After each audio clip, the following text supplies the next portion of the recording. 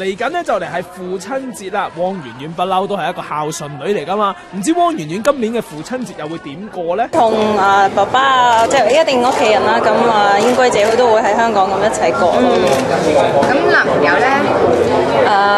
可能今次就因為嗰日好似父親節咧係同樣係我有個朋友生日，咁即係一個 family friend 嘅生日，咁佢就一齊慶祝咯，係啊，咁啱，咁所以就應該父親節嗰日就唔可以同Carson佢爸爸一齊。買啲咩禮物？哇！冇得同男朋友爹哋慶祝父親節啦，咁會唔會補足煮日飯俾佢食咁啊？冇啊，其實我唔係好識煮飯啊，係啊，但係好似係啊，我唔係好識煮飯，係啊。會學咧？結咗婚先學咯，係啊，即係專心啲，結咗婚先專心啲學。即係有分期啦。